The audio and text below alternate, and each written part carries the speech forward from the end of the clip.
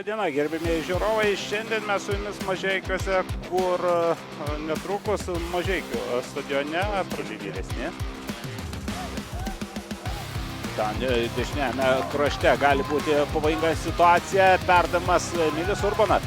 Buvo berods rikošetas, bet ten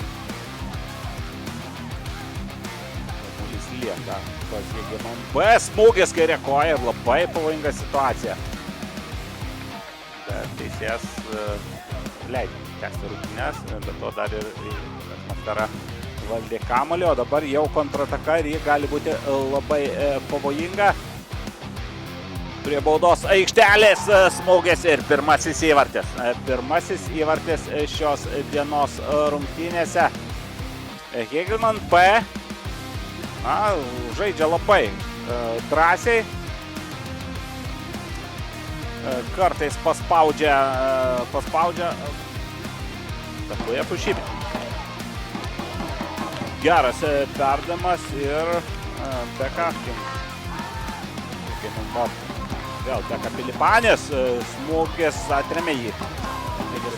Visai atmosferos ekipai kol kas nepavyksta pasiekti, o čia klysta gynyboje Hegelmanai ir tas pats mano minėtas Donaldas Manutinas Ogundu kamuolį siunčia jau į tuščius vartus. Išties turbūt apmaudus turėtų būti įvartis, jeigu reikėtų išrinkti atmosferos žaidėją, kuriam buvo. O čia baudinys. Pataikė į kamuolį. Rezultatas atpadurė. Tikslus Sesimo Oho smūgis ir atmosfera įsiveržė į priekį.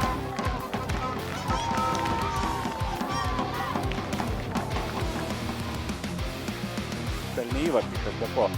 Čia dabar atakuoja jau Hegelmanai. Jonaičio smūgis vėl nuo baudos aikštelės.